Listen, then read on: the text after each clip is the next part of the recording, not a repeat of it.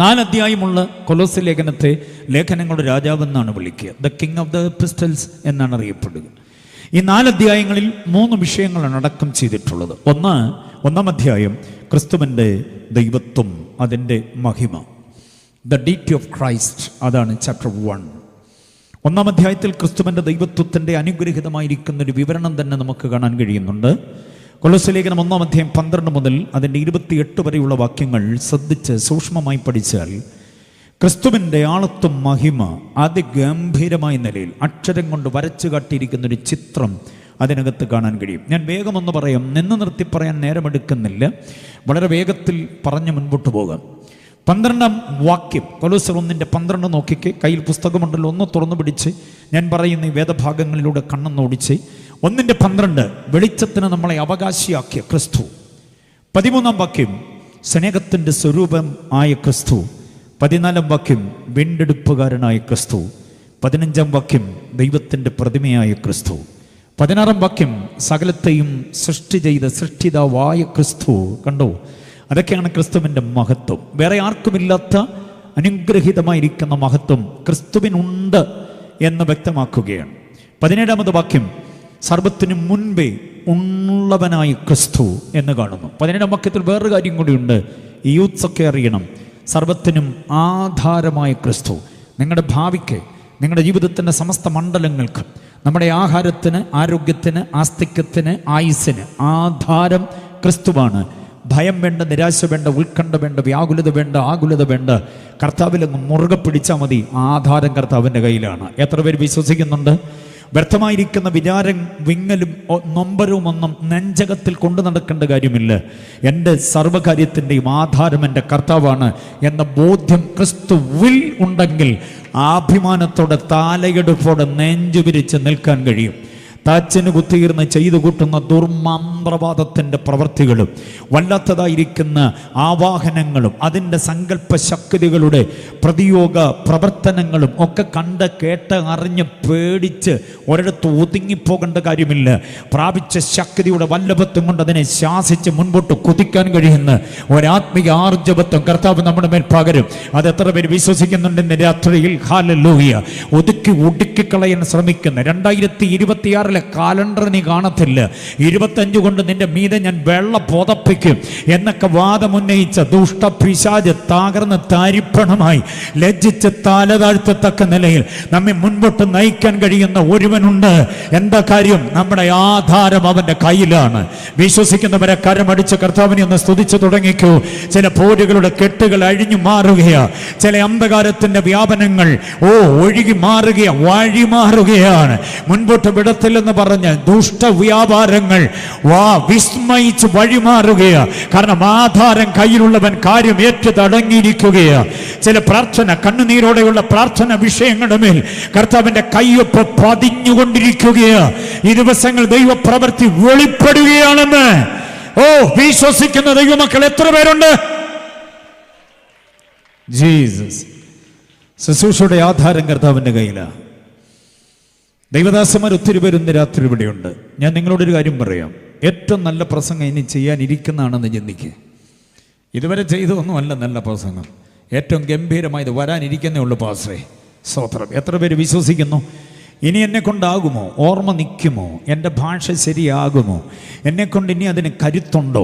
ആശങ്ക ചുരുട്ടി 8 മടക്കി വേസ്റ്റ് ബിന്നിലേക്ക് തട്ടിയിട്ട് ആധാരം കയ്യിലുള്ളവൻ്റെ കയ്യിലങ്ങ് പിടിക്കും മുറുകെ. അവൻ്റെ പാദത്തെ ഒന്ന് ചുംബിക്കേ. വിശേഷമായ അറിവും പ്രാപ്തിയും ജ്ഞാനവും ദൈവവചനത്തിൻ്റെ അനസ്യൂത പ്രവാഹവും ദൈവം താങ്കളെ നൽകി ശുശ്രൂഷ ഇതുവരെ ചെയ്തിട്ടില്ലാത്ത വിധത്തിൽ ഒന്നുകൂടെ സവിശേഷമാക്കാൻ കഴിയുന്ന അത്ഭുതകരമായിരിക്കുന്ന ഒരു നിയോഗത്തെ കർത്താവ് തരും. കൊലോസ്യ ലേഖനം 1:17 പറയുന്നു, ആധാരം കയ്യിലുള്ള കർത്താവ്. ആമേൻ. 18-ാം വാക്യം സഭയുടെ തലയായ കർത്താവ് ക്രിസ്തു. 19-ാം വാക്യം ദൈവത്തിൻ്റെ സർവ്വസമ്പൂർണതയും ആവാഹിച്ചിരിക്കുന്ന ക്രിസ്തു. ദൈവം എന്താണോ അതാണ് ക്രിസ്തു. സർവശക്തൻ, സർവജ്ഞാനി, സർവവ്യാപി, സർവാധികാരി, നിത്യൻ, മാറ്റമില്ലാത്തവൻ, അത്യുന്നതൻ, സൽഗുണ സമ്പൂർണൻ, പരമകാരുണീയൻ, മഹോന്നതൻ, മഹത്വ സിംഹാസനസ്ഥൻ ഇതൊക്കെ ദൈവത്തിന് മാത്രം കൊടുക്കാവുന്ന വിശേഷണമാണ്. അതെല്ലാമാണ് ക്രിസ്തുവെന്നാണ് പറയുക. ഹല്ലേലൂയ. അതാണ് 19-ാം വാക്യം. കുഞ്ഞു വാക്യമാണ്, പക്ഷെ അതിൻ്റെ വികാസം ഭയങ്കരമാണ്. അതിൻ്റെ വിശാലത വളരെയാ. 20-ാം വാക്യം, രക്തം കൊണ്ട് സമാധാനമുണ്ടാക്കിയ ക്രിസ്തു. 21, 22 വാക്യങ്ങൾ നമ്മെ ദൈവത്തോട് നിരപ്പിച്ച ക്രിസ്തു. റെക്കൺസിലിയേഷൻ വിത്ത് ഗോഡ് എന്നാണ്. പാപം കൊണ്ടാകുന്നു പോയ നമ്മെ ദൈവത്തോട് അടുപ്പിച്ചത് ക്രിസ്തുവാണ്.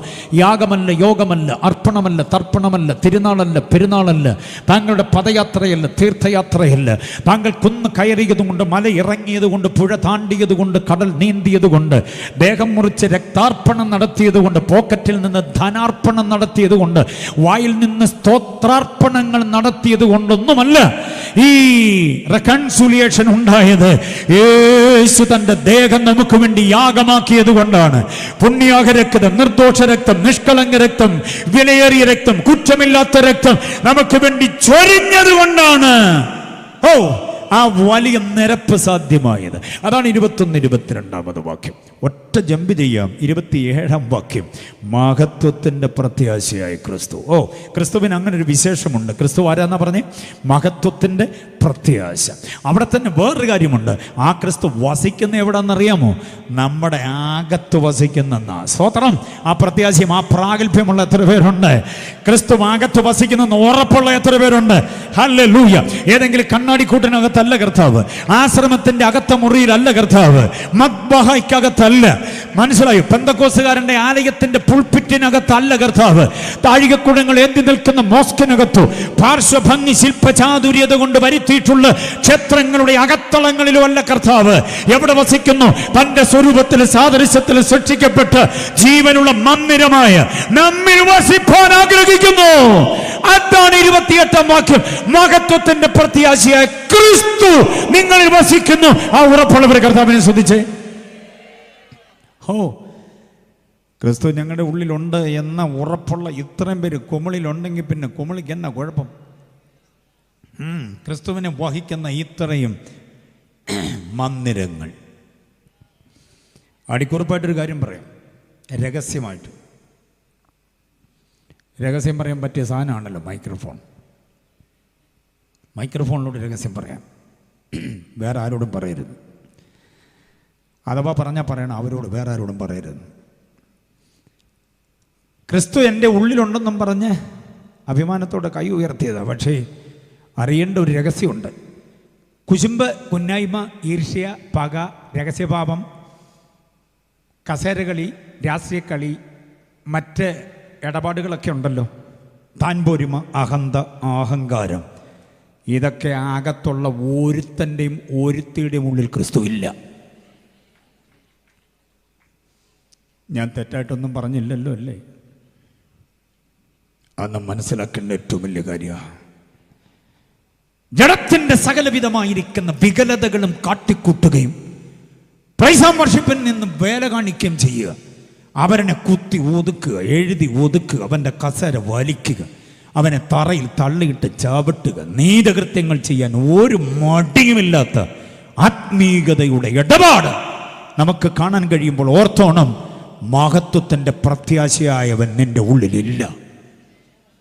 ആത്മീകതയുടെ അന്തസ്സും അഭിമാനവും ആഭിജാത്യവും ക്രിസ്തു സമാനമായ സഹന ത്യാഗങ്ങളും ക്രിസ്തു സമാനമായ വിശുദ്ധി, വിശ്വസ്തത, വിവേകം, വിനയം, എളിമ, താഴ്മ, സൗമ്യത, ശാന്തത ആദിയായതെല്ലാം അകത്ത് സൂക്ഷിക്കുന്നവൻ്റെ ഉള്ളിലാണ് കർത്താവ് വസിക്കുന്നത്. വിശ്വസിക്കുന്നവർ കർത്താവിനെ സ്തുതിച്ച്. അപ്പൊ കൊലോസ്യ ലേഖനം 1-ാം അധ്യായത്തിൽ ക്രിസ്തു ആരാണ് എന്ന് വ്യക്തമാക്കുന്ന ഗംഭീരമായ ആലോചനകളാണ്.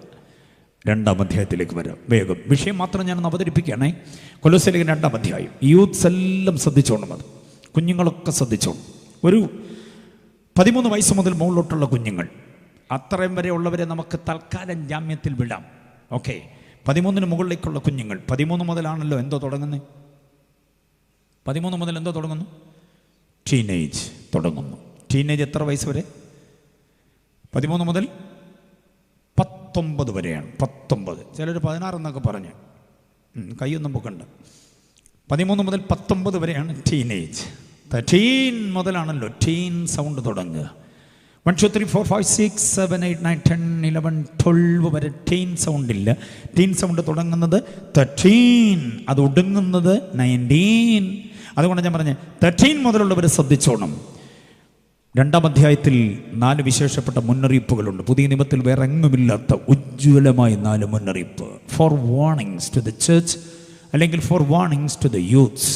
വളരെ കാര്യമായിട്ട് ശ്രദ്ധിച്ചോണം. അത് ഈ 4 മുന്നറിയിപ്പുകളെ ബേർശബ മിനിസ്ട്രീസ് നിങ്ങളുടെ പരമാർത്ഥ ഹൃദയത്തിലേക്ക് പകർത്തി വയ്ക്കുകയാണ്.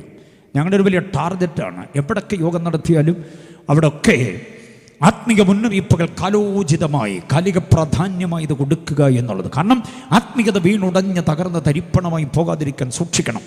ആ വേദപുസ്തകത്തിൽ 4 മുന്നറിയിപ്പുകളുടെ വാക്യങ്ങൾ അടയാളപ്പെടുത്തുകയും നിങ്ങളുടെ കയ്യിലുള്ള കുറിപ്പിനകത്ത് രേഖപ്പെടുത്തുകയും ചെയ്യണം. 2-ാം അധ്യായം അതിൻ്റെ 4-ാം വാക്യം, വശീകരണ വാക്കുകൊണ്ട് ആരും നിങ്ങളെ ചതിക്കരുത്. ഉണ്ടോ? ചതിക്കപ്പെട്ടു പോകരുതെന്നൊരു മുന്നറിയിപ്പ് വിലപ്പെട്ടതാ.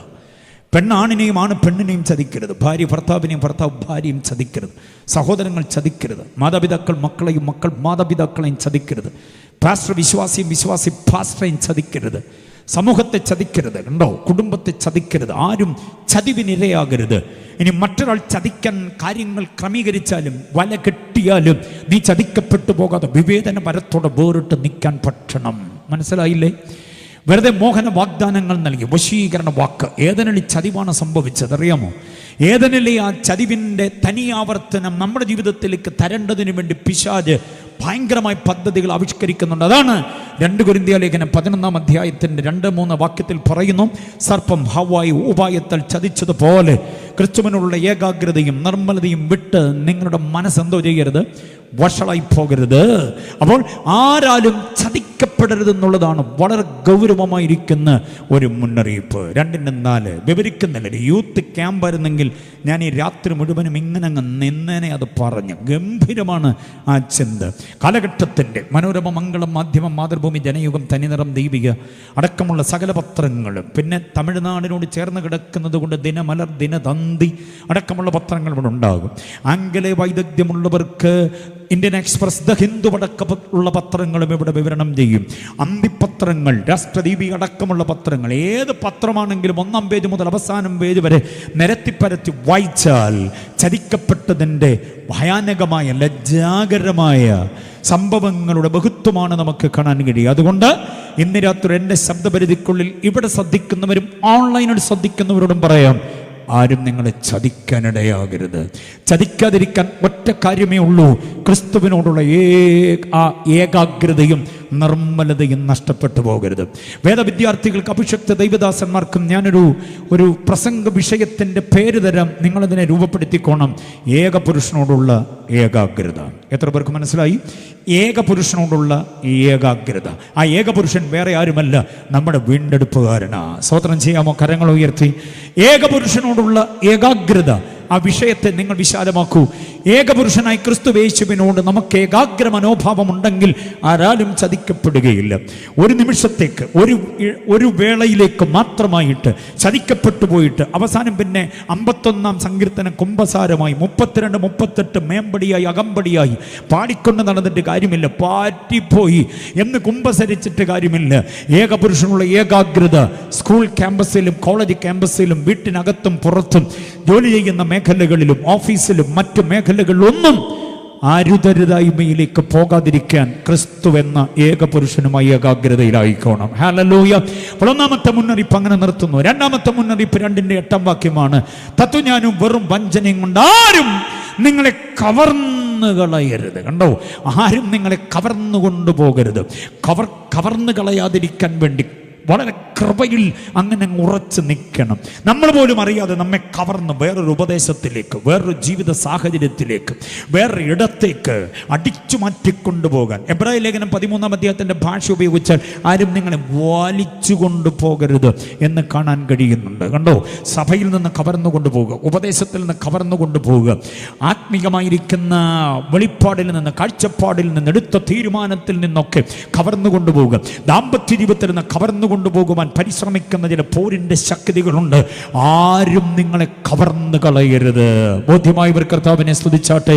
വിവരിക്കുന്നില്ല, മുന്നറിയിപ്പ് മാത്രം നിങ്ങളെ ഓർമ്മപ്പെടുത്തുകയും. മൂന്നാമത്തെ മുന്നറിയിപ്പ് കേട്ടോ, അതിൻ്റെ 16-ാമത് വാക്യം. വാവ്, ശബത്ത്, തിരുനാള്, പെരുന്നാള്, ഭക്ഷണകാര്യങ്ങൾ എന്നീ കാര്യത്തിൽ ആരും നിങ്ങളെ വിധിക്കരുത്. ആരുടെയും വിധിക്ക് മുമ്പിൽ വിറങ്ങലിച്ച് നിൽക്കുന്ന ഒരാത്മീകതയാകരുത് താങ്കളുടേത്. ആരും താങ്കളെ ചോദ്യം ചെയ്യരുത്. എന്താ അവിടെ നിൽക്കുന്ന കണ്ടല്ലോ, എന്താ ഇന്നാരുടെ കൂടെ പോകുന്ന കണ്ടല്ലോ, നീ എന്താ അവിടെ ഉണ്ടായിരുന്നല്ലോ, നീയും ആ വീട്ടിലുണ്ടായിരുന്നല്ലോ, നീ ആ കാറിനകത്തുണ്ടായിരുന്നല്ലോ, എടി പെണ്ണെ നീ അവൻ്റെ ബൈക്കിൻ്റെ പുറകെ പോകുന്ന ഞാൻ കണ്ടതാണല്ലോ എന്നൊക്കെ ആരും വിധിക്കാനിടയാകാത്ത വിധം. എന്താ നിങ്ങളുടെ വീട്ടിൽ നിന്നൊരു അലമുറ കെട്ടല്ലോ, അവിടെ എടുത്തെറിയലോ തല്ലിപ്പൊട്ടിക്കലോ ബഹളം കെട്ടല്ലോ, നിങ്ങൾ പെന്തക്കോസ്തല്ലേ എന്നൊക്കെ നാട്ടുകാരും ചോദിക്കാതെ ജീവിക്കുന്നതാണ് വിധിക്കപ്പെടാത്ത ജീവിതം എന്ന് പറയുന്നത്. എത്ര പേർക്ക് ബോധ്യമാകുന്നുണ്ട്? നമ്മുടെ സമയങ്ങൾ കൃത്യതയോടുകൂടെ പാലിച്ച് സഭയോടുള്ള ഉത്തരവാദിത്വം, കുടുംബത്തോടുള്ള ഉത്തരവാദിത്വം, ദൈവമേൽപ്പിച്ച മഹത്തായ ദൗത്യത്തോടുള്ള ഉത്തരവാദിത്വം, ഇതൊക്കെ കൃത്യമായി നിർവഹിക്കുന്നവനെ ആരും വിധിക്കത്തില്ല. മനസ്സിലായോ? ഭർത്താവിനാൽ വിധിക്കപ്പെടരുത്, ഭാര്യയാൽ വിധിക്കപ്പെടരുത്, മാതാപിതാക്കളാൽ വിധിക്കപ്പെടരുത്, മക്കളാൽ വിധിക്കപ്പെട്ടു പോകരുത് ഒരു പപ്പയും ഒരു മമ്മയും. മനസ്സിലായില്ലേ? ആരും നിങ്ങളെ വിധിക്കാതിരിക്കാൻ വ്യക്തിത്വത്തിൻ്റെ കാവലാളുകളായി നമുക്ക് തീരാൻ കഴിയണം. ഇവിടെ ഇരിക്കുന്ന പപ്പമാരോട് മമ്മിമാരോട് ഞാൻ വളരെ ഭയത്തോടൊരു കാര്യം ഓർമ്മപ്പെടുത്താം. വേദപുസ്തകത്തിൽ സ്കട്ട് മിസൈലിനേക്കാൾ വേഗത്തിൽ നെഞ്ചകത്തിലേക്ക് വന്നു പതിക്കുന്ന ഒരു ഗംഭീര വാക്യമുണ്ട്. ഏതാണെന്നറിയാമോ? നേരുള്ളവൻ്റെ തലമുറ എന്തോ ചെയ്യും. ബാക്കി പറ. അപ്പൊ ഏത് തലമുറ അനുഗ്രഹിക്കപ്പെടുക? നേരുള്ളവൻ്റെ. പപ്പ, പുസ്തകത്തിനകത്ത് ഇങ്ങനൊരു വാക്യമുണ്ട്. ഞാൻ അനുഗ്രഹിക്കപ്പെടാതെ പോയതിൻ്റെ കാര്യം എന്താണെന്നറിയാമോ? നിങ്ങളുടെ നേരുകേടാണെന്ന് നമ്മുടെ നേരെ വിരൽ ചൂണ്ടിയാൽ ഇന്ന് വരെ പടുത്തുയർത്തിയ ആത്മീയതയെല്ലാം തകർന്ന് തരിപ്പണമായി പോകും. മാതാപിതാക്കളുടെ നേരുകേട് മക്കളുടെ നന്മ മുടക്കുന്നതാകരുത്. അതാ പറഞ്ഞത്, ആരും നിങ്ങളെ വിധിക്കരുത്, മക്കളാൽ വിധിക്കപ്പെടരുത്, മാതാപിതാക്കളാൽ വിധിക്കപ്പെട്ടു പോകരുത്. മനസ്സിലായില്ലേ? ആര് വിധിക്കാൻ ഇനി കച്ചേരി കൂടിയാലും, ആര് വിധിക്കാൻ വിസ്താര മണ്ഡപങ്ങൾ ഒരുക്കിയാലും, ആ വിസ്താര മണ്ഡപത്തിന്റെ നിയമത്തിന്റെ കാവലാളായി നിൽക്കുന്നവർക്കല്ല അതിന്റെ അവസാന വാക്ക് പറയേണ്ടത് ഞാൻ വല്ലൊരു കുറ്റവും കാണുന്നില്ല എന്ന് തന്നെയാകണം. അങ്ങനൊരു വിധി പ്രസ്താവം ഉണ്ടാകണമെന്ന് ആഗ്രഹിക്കുന്നവർ ആ കരമുയർത്തി കർത്താവിനെ സ്തുതിച്ചാട്ടെ. ആരാലും വിധിക്കപ്പെടരുത്. സ്തോത്രം. അടുത്ത മറ്റൊരു മുന്നറിയിപ്പ്, നാലാമത്തേത്, അതിന്റെ 18-ാം വാക്യത്തിന്റെ ഒടുവിലായിട്ട് ഇങ്ങനെ വായിക്കുന്നുണ്ട്: തലയെ മുറുകെ പിടിക്കാതിരിക്കുന്നവരാരും നിങ്ങളുടെ വിരുത് തെറ്റിക്കരുത്. കണ്ടോ, നമുക്കൊരു ടാസ്ക് ഉണ്ട്, നമുക്കൊരു ഫിനിഷിംഗ് പോയിന്റ് ഉണ്ട്, നമ്മൾ എത്തിച്ചേരേണ്ട ഒരിടമുണ്ട്. അവിടെ എത്തിച്ചേരുന്നതിന് മുമ്പ് ആരും നമ്മളെ തകർത്ത് കളയരുത്. മോദ്യമായവർക്കായി ദൈവത്തെ സ്തുതിക്കുന്നു. വിശ്വാസത്തിൽ ഇറങ്ങി പകുതിയായപ്പോൾ ഇട്ട് കളഞ്ഞിട്ട് പോയി. ബൈസ്കൂളിൽ പഠിക്കാൻ പോയി, 6 മാസം കഴിഞ്ഞപ്പോൾ പെട്ടിയെടുത്ത് തിരിച്ചു പോന്നു. മനസ്സിലായോ? ശുശ്രൂഷയ്ക്ക് ഇറങ്ങി, പിന്നെ വേണ്ടാന്ന് വെച്ചു. ഇപ്പോൾ ഒരു പരിപാടിയില്ല. കൊറോണ കഴിഞ്ഞപ്പം മുതൽ പാട്ടുപെട്ടി മടക്കി എത്ര പുള്ളികളുണ്ടെന്നറിയാമോ? ഇപ്പം പഴയ പോലെ പരിപാടിയൊന്നുമില്ല. കൊറോണ വന്ന് നിരവധി പേരെ മടക്കി വിട്ട് കളഞ്ഞു. എന്നാൽ എന്തെല്ലാം സംഭവിച്ചാലും ഞാൻ പിന്മാറുകയില്ലെന്ന് പറഞ്ഞ് നിൽക്കാൻ കഴിയുന്നതാണ്. നമ്മുടെ വിരുദ് തെറ്റിക്കാൻ സന്ദർഭത്തിനോ സാഹചര്യത്തിനോ വ്യക്തികൾക്കോ പിശാചിനോ ജഡത്തിനോ നമ്മൾ അനുവദിച്ചു കൊടുക്കാൻ പാടില്ല. അധ്യക്ഷനായി തെരഞ്ഞെടുക്കപ്പെട്ടവനായി യൂദ, അറിയാമോ? അതുകൊണ്ട് 109-ാം സങ്കീർത്തനത്തിൽ പ്രവചനവാക്യം പറയുന്നു, അവന്റെ അധ്യക്ഷസ്ഥാനം മറ്റൊരുവനേൽക്കട്ടെ. ആ വാക്യത്തെ 109-ാം സങ്കീർത്തനത്തിലെ വാക്യത്തെ അപ്പോസ്തലപ്രവൃത്തി 1-ാം അധ്യായത്തിൽ പത്രോസ് എടുത്തുദ്ധരിച്ചുകൊണ്ട് പറയുന്നുണ്ട്, അങ്ങനെ വാക്യപ്രകാരം നാശയോഗ്യനായി പോയ യൂദായ്ക്ക് പകരം ഞങ്ങൾക്കൊരുവനെ തെരഞ്ഞെടുത്ത് തരണമേ. അപ്പൊ അധ്യക്ഷനായി തെരഞ്ഞെടുക്കപ്പെട്ടവൻ ഇടയ്ക്ക് വെച്ച് വിരുദ് തെറ്റിച്ച് വഴിമാറുന്നത് നമുക്ക് കാണാൻ കഴിയും. ഹുമനയോസും ഫിലേത്തോസും വിശ്വാസക്കപ്പൽ തകർന്ന് വഴിമാറിപ്പോയവരാണ്. ദേമാസ് ലോകത്തെ സ്നേഹിച്ച് വഴിമാറിപ്പോയവരാണ്. അനന്യ സഫീറ ദാമ്പത്യം യെരുശലേമിലെ ടൗൺ ചർച്ചിലെ അനുഗ്രഹീത കുടുംബമായിരുന്നു. പക്ഷേ അവരൊന്നും പൂർത്തീകരിക്കാതെ വഴിമാറിപ്പോയവരാണ്. അങ്ങനെ ഒട്ടനവധി ആളുകളെ പുസ്തകത്തിൽ നമ്മൾ കാണുമ്പോൾ ഈ വീണുപോയ തകർന്നുപോയ തരിപ്പണമായ ചില്ലുകൂമ്പാരത്തിൽ മരത്തിനിടയിൽ നിന്നുകൊണ്ടൊരു മഹാഭക്തൻ പറയുന്നു, ഞാൻ എൻ്റെ വിശ്വാസം കാത്തു, ഞാൻ എൻ്റെ ഓട്ടം തികച്ചു. ഇത് പറയാൻ താല്പര്യമുള്ളവരെ കരമുയർത്തി കർത്താവിനെ സ്തുതിക്കാമോ? നിങ്ങളോടൊപ്പം വിശ്വാസമാർഗത്തിൽ ഇറങ്ങിയ, ഒരുമിച്ച് പ്രസംഗിക്കാൻ, പാടാൻ, കൊട്ടാൻ ഇറങ്ങിയവരൊക്കെ പലരും വഴിമാറി വേറെ പണിക്ക് പോയപ്പോഴും ഇന്നും നമ്മെ നിലനിർത്തിയത് നമ്മുടെ ജനിതക ഗുണമല്ല, അമ്മ ചുരത്തി തന്ന മുലപ്പാലിന്റെ മഹത്വമല്ല, അപ്പനിൽ വ്യാപരിക്കപ്പെട്ട ഏതെങ്കിലും തറവാടിത്വത്തിന്റെ ഹോർമോണല്ല, പകരം അനുസ്യൂതമായി നമ്മുടെ മേൽ പകർന്ന ദൈവകൃപയുടെ വ്യാപാരമാണ്. ആ കൃപയാണ് നമ്മെ നിർത്തിയിരിക്കുന്നത്. അതുകൊണ്ട് പൗലോസ് പറയുന്നു, ഞാനല്ല, എന്നിൽ വസിക്കുന്ന ദൈവത്തിന്റെ കൃപയത്രേ.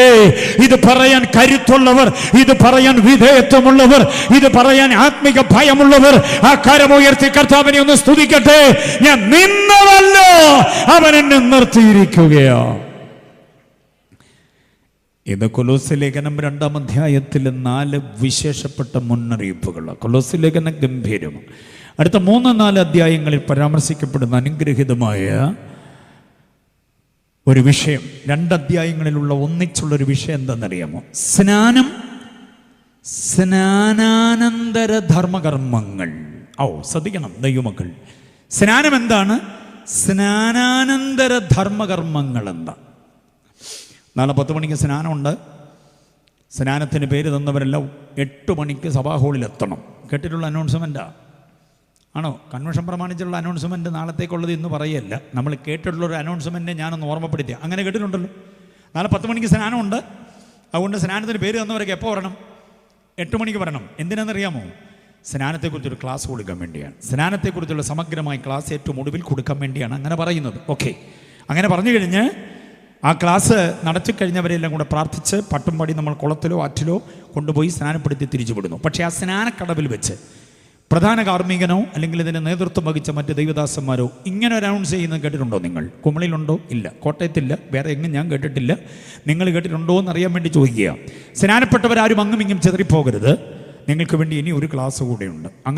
അങ്ങനെ ക്ലാസ്സിൽ ഇരുന്നിട്ടുള്ള എത്ര പേരുണ്ട്? ആരുമില്ല. കുമളിയിലും ഇല്ല. ഇപ്പം അതിൻ്റെ എല്ലാ കുഴപ്പമുണ്ട്. സ്നാനപ്പെട്ട ശേഷം ഒരു ക്ലാസ് നമ്മൾ പഠിച്ചില്ല. ആ കുഴപ്പം ആത്മിക മണ്ഡലത്തിൽ ധാരാളമുണ്ട്. സ്നാനപ്പെട്ടിട്ട് എങ്ങനെയെങ്കിലുമൊക്കെ ജീവിക്കുക, എങ്ങനെയെങ്കിലും ജീവിക്കാൻ പറ്റത്തില്ല. സ്നാനപ്പെട്ടവൻ അനുഷ്ഠിക്കേണ്ട ധർമ്മ കർമ്മ കടപ്പാടുകൾ വ്യക്തമാക്കുന്നു കൊലോസ്യ ലേഖനം 3-ാം അധ്യായം 4-ാമത് അധ്യായം. ഞാനൊന്ന് വേഗം പറയാം. 3-ാം അധ്യായം 1-ാം വാക്യം, ഉയരത്തിലുള്ളത് അന്വേഷിക്കണം. ക്രിസ്തുവിനോടുകൂടി ഉയർത്തെഴുന്നേറ്റവൻ ഉണ്ടോ? ഉയരത്തിലുള്ളത് അന്വേഷിക്കണം. 2-ാം വാക്യം, 3-ാം അധ്യായത്തിൻ്റെ 1-ാം വാക്യമാണ് പറഞ്ഞു ഉയരത്തിലുള്ളത് അന്വേഷിക്കണം. 2-ാം വാക്യം പറയുന്നത് സ്നാനപ്പെട്ടവരുടെ മനസ്സ് ക്രിസ്തുവിൻ്റെ മനസ്സാകണം. Set your mind on Christ. മലയാളത്തിലെ വാക്യം അതിനകത്ത് ഭാഷാന്തരത്തിൽ പ്രശ്നമുണ്ട്, തർജ്ജമയിൽ പ്രശ്നമുണ്ട്. ഉയരത്തുള്ളത് ചിന്തിക്കാനല്ല, ഉയരത്തുള്ളത് അന്വേഷിക്കണമെന്ന് 1-ാം വാക്യം. 2-ാം വാക്യം പറയുന്നത് set your mind on Christ. ക്രിസ്തുവിൻ്റെ മനസ്സും നിങ്ങളുടെ മനസ്സും ഒന്നാകണം എന്നാണ്. സ്നാനപ്പെട്ടവൻ്റെ മനസ്സിൽ പഴയ യാതൊരു വിധത്തിലുള്ള കുശുമ്പ കുന്നായ്മയും വെച്ചുകൊണ്ടിരിക്കരുത്. വാശിയോ പകയോ വിദ്വേഷമോ വയ്ക്കരുത്. അതെല്ലാം കളഞ്ഞിട്ട് ക്രിസ്തുവിൻ്റെ സ്നേഹത്തിൻ്റെ, കരുണയുടെ, ദയയുടെ, മനസ്സലിവിൻ്റെ ഒക്കെ മനസ്സാകണം. എങ്കിലേ സ്നാനം അതിൻ്റെ പൂർണ്ണതയിലേക്ക് വരികയുള്ളൂ. 5-ാം വാക്യം പറയുന്നു ദുർനടപ്പടക്കമുള്ള നിങ്ങളുടെ അവയവ വ്യവസ്ഥിതികളെ മരിപ്പിക്കണം. 8-ാം വാക്യം പറയുന്നു ദുർഭാഷണം അടക്കമുള്ളത് വിട്ടുകളയണം. 9-ാം വാക്യം പറയുന്നു പഴയ മനുഷ്യനെ ഉരിഞ്ഞു കളയണം. 10-ാം വാക്യം പറയുന്നു പുതിയ മനുഷ്യനെ ധരിക്കണം. കണ്ടോ? 13-ാം വാക്യം പറയുന്നു ക്രിസ്തു ക്ഷമിച്ചതുപോലെ നിങ്ങൾ പരസ്പരം ക്ഷമിക്കണം. 15-ാം വാക്യം പറയുന്നു ക്രിസ്തുവിൻ്റെ സമാധാനം നിങ്ങളുടെ ഉള്ളിൽ വസിക്കണം. 16-ാം വാക്യം പറയുന്നു അവൻ്റെ വചനം നിങ്ങളിൽ ഐശ്വര്യമായി വാസം ചെയ്യണം. 17 മുതൽ 4-1 വരെ സന്തുഷ്ടമായ കുടുംബജീവിതം, ഭാസുരമായ കുടുംബജീവിതം, അല്ലലുകളും അഴൽച്ചകളും വിമർശനങ്ങളും വിരോധങ്ങളും ഇല്ലാത്ത പരസ്പര ധാരണയുടെ ഉത്തമ ക്രിസ്തീയ മാതൃക കുടുംബം, അതാണ് സ്നാനപ്പെട്ടവൻ നയിക്കേണ്ടത് എന്ന് 17 മുതൽ 4-1 വരെ. 4-5 പറയുന്നത് എന്താണെന്നറിയാമോ? പുറത്തുള്ളവരോട് എന്ന് പറഞ്ഞാൽ ടു ദ സൊസൈറ്റി സാക്ഷ്യം സൂക്ഷിച്ച് ജീവിക്കണം. 4-6 വാക്യം പറയുന്നു കൃപയോടുകൂടിയതും ഉപ്പിനാൽ രുചി വരുത്തിയതും മാത്രം സംസാരിക്കണം. 4-12 പറയുന്നു തികഞ്ഞവരാകണം, ദൈവഗീത സംബന്ധിച്ച് പൂർണ്ണ നിശ്ചയമുള്ളവരാകണം. ഇതാണ് സ്നാനാനന്തര ജീവിതത്തിൻ്റെ അനുഗ്രഹീതമായ നടപടികൾ. ഇത് ബോധ്യമായവർ കർത്താവിനെ സ്തുതിച്ചാട്ടെ. ക്രിസ്തുവിനെ ഞങ്ങൾ അറിയിക്കുന്നത് ഏത് മനുഷ്യനെയും ക്രിസ്തുവിൽ തികഞ്ഞവനാക്കാനാണ്. ഏത് മനുഷ്യനെയും എന്ന പ്രയോഗത്തിൻ്റെ അടിയിൽ ഒരു വര കൊടുക്കണം, അതിനെ ധ്യാനിക്കണം. വേദപുസ്തകം നിരവധി അനവധി മനുഷ്യരെ നമ്മുടെ മുമ്പിൽ പരിചയപ്പെടുത്തുന്നുണ്ട്. അത് ജാതിയുടെ, മതത്തിൻ്റെ, വർണ്ണത്തിൻ്റെ, വർഗത്തിൻ്റെ, കുലത്തിൻ്റെ, കുടുംബത്തിൻ്റെ, ദേശത്തിൻ്റെ, ഭാഷയുടെ, ദിക്കുകളുടെ പേരിലല്ല. പകരം പാപം അവരിൽ വരുത്തിയ വൈകൃതങ്ങളുടെ പേരിലാണ് ഏത് മനുഷ്യനും എന്ന് പ്രസ്താവിച്ചിട്ടുള്ളത്. സവർണനും അവർണനും, ഉടമയും അടിമയും, മുതലാളിയും തൊഴിലാളിയും എന്നൊക്കെ പറയുന്ന വ്യത്യസ്തതകളും വ്യതിരക്തതകളും മനുഷ്യകുലത്തിൽ നമുക്ക് കാണാൻ കഴിയും. പക്ഷേ ബൈബിൾ ഏത് മനുഷ്യനെയും എന്ന് പറയുന്ന വ്യത്യസ്തത, ആ വ്യതിരക്തത എന്ന് പറയുന്നത് പാപം വരുത്തിയ വൈകൃതങ്ങളിലൂടെയാണ്. ഞാൻ 1-2-3 പേരെ നിങ്ങൾക്ക് പരിചയപ്പെടുത്തും. ഒട്ടനവധി പേരുണ്ട്. അപ്പോൾ നമുക്ക് ഈ പരിചയപ്പെടുത്തുന്ന ഉദാഹരണത്തിലൂടെ നിങ്ങൾക്ക് കാര്യം ബോധ്യമാകും. 49-ാം സങ്കീർത്തനം 20-ാം വാക്യത്തിൽ പറയുന്നുണ്ട്, മൃഗസമാനനായ മനുഷ്യൻ. അങ്ങനെ ഒരു കൂട്ടം ആളുകളുണ്ട്. മാനത്തോടിരിക്കുന്ന മനുഷ്യൻ മൃഗത്തിന് സമാനമായി പോകുന്നു, നശിച്ചു പോകുന്ന മൃഗങ്ങൾക്ക് തുല്യനാകുന്നു. അതാണ് മൃഗസമാനൻ എന്ന് പറയുക. എന്താ മൃഗസമാനമായി മനുഷ്യനെ ഉപമിക്കാനുള്ള കാരണം എന്താ? മനുഷ്യൻ മൃഗത്തെ പോലെയാണ് എന്ന് പറയുന്നതിൻ്റെ കാരണം, തിന്നുകുടിച്ച് മതിച്ചു പുളച്ച് ജീവിച്ചു പോവുക. ദൈവം വേണ്ട, ദേവൻ വേണ്ട, പള്ളി വേണ്ട, പട്ടം വേണ്ട, പാതിരി വേണ്ട, പാസ്റ്റർ വേണ്ട, ഉപവാസം വേണ്ട, ആത്മതപനം വേണ്ട, കീശയിൽ കാശുണ്ട്, റുപ്പീസ് മാത്രമല്ല, റിയാലും ദീർഘവും ദറംസും ഡോളറും യൂറോയും പൗണ്ടും ഒക്കെ ഇഷ്ടം പോലെയുണ്ട്. സ്വന്തം തണ്ടപ്പേരിൽ തീറാധാരം എഴുതി കിട്ടിയ ഭൂമിക ഇഷ്ടം പോലെയുണ്ട്. അതുകൊണ്ട് തന്നെ ദൈവത്തെ വിളിക്കേണ്ട, സ്വന്തം കാര്യം സിന്ദാബാദ്. പോക്കറ്റിൽ കിടക്കുന്ന മൊബൈൽ ഫോൺ എടുത്ത് പടപടപടപടാന്ന് 10 നമ്പർ ഡയൽ ചെയ്താൽ അങ്ങ് മറുനിലയ്ക്കൽ കളക്ടറെയോ മുഖ്യമന്ത്രിയോ ഉന്നത രാഷ്ട്രീയ നേതാക്കന്മാരെയോ ഒക്കെ ലഭിക്കപ്പെട്ടെന്ന് വരാം. അതുകൊണ്ട് തന്നെ ദൈവം എനിക്ക് വേണ്ടി നിങ്ങളെന്തിനാ പ്രാർത്ഥിക്കുക, എനിക്കെന്തിനാ സുവിശേഷം, കൊടുക്കുന്ന ട്രാക്ട് ചുരുട്ടിയെടുത്ത് മുഖത്തേക്ക് എറിയുന്ന ചില ആളുകളുണ്ട്. ആ കൂട്ടര് എങ്ങനെങ്കിലുമൊക്കെ ജീവിച്ചു പോകണം, ജീവിതത്തിനൊടുവിൽ മരണം എത്തിപ്പിടിക്കും, അതോടെ തീർന്നു, അതിനപ്പുറമൊന്നുമില്ല എന്ന ചിന്തയാണ്. എരുമയ്ക്കും ആടിനും മറ്റുതര മൃഗങ്ങൾ, കാട്ടുമൃഗങ്ങളാകട്ടെ നാട്ടുമൃഗങ്ങളാകട്ടെ, പള്ളിയും പട്ടവും ഒന്നും അവയ്ക്ക് വേണ്ടല്ലോ എന്ന പോലെ ജീവിച്ചു പോകുന്നവരെയാ മൃഗസമാനർ എന്ന് പറയുന്നത്. ഇനിയും 92-ാം സങ്കീർത്തനം 6-ാമത് വാക്യം. വാക്യങ്ങൾ ഒത്തിരിയുണ്ട്, വായിപ്പിച്ചു പോകാൻ എനിക്ക് സമയമില്ല. അതുകൊണ്ട് വായിക്കാൻ മിടുമിടുക്കരായ മിടുമിടുക്കികളായി ഒത്തിരി പേര് ഇവിടെ ഉണ്ടെന്ന് എനിക്കറിയാം. കോമളിയല്ലേ, പിന്നെ ഇഷ്ടം പോലെ ഉണ്ട്. പക്ഷേ സമയം ഞാൻ ലാഭിക്കാൻ വേണ്ടിയാണ് നിങ്ങളെ കൊണ്ട് വായിപ്പിക്കാതെ ഞാൻ പറഞ്ഞു പോവുക. ശ്രദ്ധിക്കണം. 92-ന്റെ 6-ാം വാക്യം, മൃഗപ്രായനായ മനുഷ്യൻ. ആദ്യം കണ്ടത് മൃഗസമാനന, ഇപ്പൊ പറയുന്നത് മൃഗപ്രായൻ. എന്താ മൃഗപ്രായൻ എന്ന് പറഞ്ഞാൽ അറിയാമോ? മൃഗത്തിൻ്റെ ക്രൂരത, മൃഗത്തിൻ്റെ വന്യത, മൃഗത്തിൻ്റെതായിരിക്കുന്ന സകലവിധമായിരിക്കുന്ന പൈശാചിക ഗുണഗണങ്ങളും കൈമുതലായിട്ടുള്ള മനുഷ്യൻ കൊന്നു കൊലവിളിക്കുക, കൈവെട്ടുന്നു, കാലുവെട്ടുന്നു, തലവെട്ടുന്നു, കത്തിക്കുന്നു, വല്ലാതെ തലയൊരിടത്ത് കാലൊരിടത്ത് ദേഹം വേറൊരിടത്ത്, തെളിവ് പാടെ നശിപ്പിച്ചുകൊണ്ട് അങ്ങനെ മുമ്പോട്ട് പോകുക. മനുഷ്യൻ്റെ രക്തം കൊണ്ട് കളിക്കുന്ന നിരവധി ആളുകൾ കണ്ടിട്ടില്ലേ? അനിമൽ പ്ലാനറ്റ്, ഡിസ്കവറി ചാനലിലൊക്കെ സാധുമൃഗങ്ങളുടെ മേൽ ചാടി വീണ് കടിച്ചു കുടഞ്ഞ് രക്തം കുടിച്ച് പാതി തിന്ന് പാതി ഉപേക്ഷിച്ച്, അതല്ലെങ്കിൽ പിന്നെ തിന്നാൻ വേണ്ടി മരക്കൊമ്പുകളിൽ കൊണ്ട് കുരുക്കി വെക്കുന്നതൊക്കെ കണ്ടിട്ടുണ്ട്. ഭയങ്കരമായ വന്യത, കാടത്വമെന്നൊക്കെ പറയും. അതേപോലെ പെരുമാറുന്ന മനുഷ്യനുണ്ട്. വിദ്യാഭ്യാസത്തിൻ്റെ കുറവ് കൊണ്ടല്ല, സംസ്കാരത്തിൻ്റെ കുറവ് കൊണ്ടല്ല, നല്ല കുടുംബത്തിൽ ജനിക്കാതിരുന്ന കൊണ്ടല്ല, ഇതെല്ലാം ഉണ്ടെങ്കിലും ക്രൂരത അവൻ്റെ അകത്തേക്ക് കയറിക്കൂടിയിട്ട് ആർക്കൊക്കെയോ വേണ്ടി ഈ വിധമായിരിക്കുന്ന ഏർപ്പാടുകൾ ചെയ്ത് മനുഷ്യൻ്റെ രക്തം കൊണ്ട് കളിക്കുന്ന നിരവധി ആളുകൾ. കൈവെട്ടണോ, ഇത്ര രൂപ തന്നാൽ മതി, കാല് വെട്ടണോ, ഇത്ര രൂപ തന്നാൽ മതി, അവളെ പിഴപ്പിക്കണോ, ഇത്ര രൂപ തന്നാൽ മതി, കുഞ്ഞിനെ അടിച്ചു മാറ്റിക്കൊണ്ട് പോണോ, ഇത്ര തന്നാൽ മതി എന്നൊക്കെ പറഞ്ഞുകൊണ്ട് കൊട്ടേഷൻ എടുത്ത് മനുഷ്യൻ്റെ പ്രാണനും രക്തവും കൊണ്ട് കളിക്കുന്ന ആണും പെണ്ണിനെയും കാണാൻ കഴിയും. അവർക്ക് വേദപുസ്തകം കൊടുക്കുന്ന പേരാണ് മൃഗപ്രായർ എന്ന് പറയുന്നത്. മനസ്സിലായല്ലോ? അടുത്ത വേറൊരു കൂട്ടം ആളുകളുണ്ട്, അറിയാമോ? അത് അങ്ങ് യാക്കോബിന്റെ ലേഖനം 2:19 അവിടെ പറയുന്നു, വ്യർത്ഥ മനുഷ്യൻ. എന്താണ് വ്യർത്ഥ മനുഷ്യൻ എന്ന് പറഞ്ഞാൽ?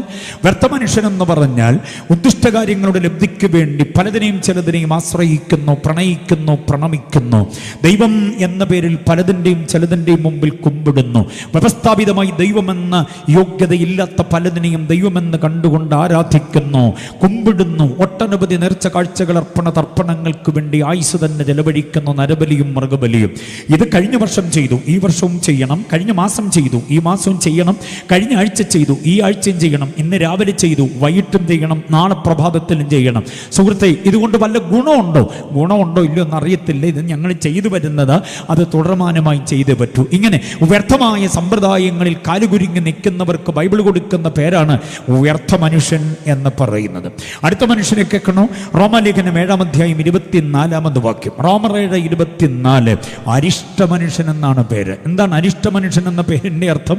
വാക്കിൻ്റെ അർത്ഥം എന്താ? പ്രയോഗത്തിൻ്റെ അർത്ഥം എന്താണെന്നറിയാമോ? അരുതരുതാത്തത്, തനിക്കിഷ്ടമല്ലാത്തത് ചുമക്കുവാൻ വിധിക്കപ്പെട്ടവനാണ് അരിഷ്ട മനുഷ്യൻ. അതിന് പിന്നിൽ റോമൻ പശ്ചാത്തലവും കൂടിയുണ്ട്. കൊടിയ കുറ്റവാളിയുടെ ദേഹത്ത് കെട്ടിവെക്കുന്ന ജീർണിച്ചു തുടങ്ങിയ മൃതശരീരം, ആരുടെയോ മൃതശരീരമാണ്. അവരുടെ ഇവരുമായിട്ട് ബന്ധമുള്ളയാളിൻ്റെ അല്ല, വേറെ ആരുടെയോ മൃതശരീരം, അജ്ഞാത ജഡം പഴുത്തു തുടങ്ങിയത് ജീവനുള്ള കുറ്റവാളിയുടെ നെഞ്ചത്തോടെ ചേർത്ത് വെച്ച് കെട്ടുകയാണ്. അതിൻ്റെ മുഖവും ഇവൻ്റെ മുഖവും കൂടെ ഒത്തിരിക്കണം. കണ്ടോ, വരിഞ്ഞു മുറുക്കി കെട്ടും. കുടഞ്ഞു കളഞ്ഞിട്ട് പോകണമെന്ന് ആഗ്രഹമുണ്ട്, പക്ഷെ കുടയാനാവില്ല, കെട്ടിവെച്ചിരിക്കുകയാണ്. അതുകൊണ്ടാണ് അവിടെ ഒരു ദീനവിലാപം.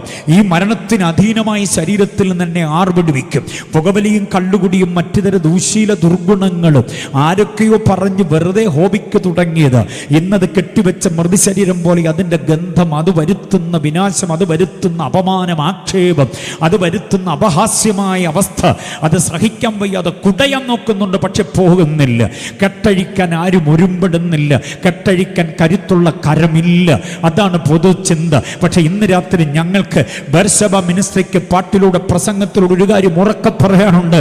താങ്കളെ കെട്ടിവെച്ചിരിക്കുന്ന ഈ അധമമായിരിക്കുന്ന ഈ ദോഷങ്ങളുടെ കെട്ടഴിച്ച് താങ്കളെ സ്വതന്ത്രമാക്കാൻ കഴിയുന്ന ഒരു കരം ഇവിടെയുണ്ട്. അതിവിടുത്തെ അധ്യക്ഷന്റെ അല്ല, ഇവിടുത്തെ പാട്ടുകാരുടെ അല്ല, ഉപകരണ സംഗീതങ്ങൾ വായിക്കുന്നവരുടെ അല്ല, ഇവിടെ കൂടി വന്നിട്ടുള്ള പ്രസംഗകന്റെയോ ഇന്നലെ പ്രസംഗിച്ച ആളിന്റെയോ നാളെ പ്രസംഗിക്കുന്ന ആളിന്റെയോ കരമല്ല. ഞങ്ങളാക്കി മാറ്റിയ ഒരുവനുണ്ട്. കാലുവറിയിൽ പിടഞ്ഞു മരിച്ച നാസറേയനായ ക്രിസ്തു യേശു, ആ കർത്താവിന് മാത്രമേ താങ്കളുടെ ഈ അധമമായ കെട്ടഴിച്ച് സ്വതന്ത്രമാക്കാൻ കഴിയൂ. അങ്ങനെ സ്വതന്ത്രമാക്കിയാൽ താങ്കൾ പിന്നെ അരിഷ്ട മനുഷ്യനല്ല കേട്ടോ, താങ്കൾ പിന്നെ സ്വതന്ത്രനാണ്. അതാണ് വേദപുസ്തകം വെളിപ്പെടുന്നത്. ഇനി വേറൊരു മനുഷ്യനെ കേൾക്കണോ? അത് റോമർ 7:14 വാക്യമാണ്. ആ മനുഷ്യൻ ആരാന്നറിയാമോ? അടിമത്തമുള്ള മനുഷ്യൻ, വിൽക്കപ്പെട്ട മനുഷ്യൻ എന്ന് പറയുന്നു. ഞാനോ ജഡമയൻ, ജഡീകൻ എന്ന ഒരു പ്രയോഗമാണ്. 1 കൊരിന്ത്യർ 2:14 ആ മനുഷ്യനെ കാണുക. പ്രാകൃത മനുഷ്യൻ എന്ന് പറയും. അതാണ് ജഡീകൻ. ജഡത്തിന്റെ വിചാര വിക്ഷോഭങ്ങൾ കടിമപ്പെട്ടു പോയവൻ, ജഡമുതിർത്തുവിടുന്ന പാപരാഗങ്ങളുടെ മുമ്പിൽ കുപ്പുകുത്തിപ്പോകുന്നവൻ.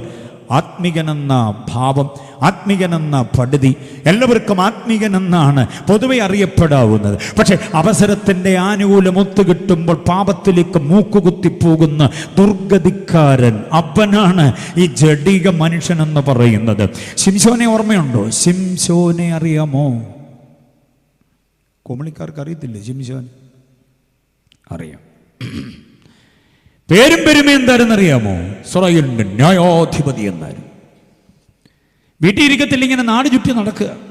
തിമ്ന വഴി പോയി, പിന്നെ ദലീലയുടെ നാട്ടിലൂടെ പോയി.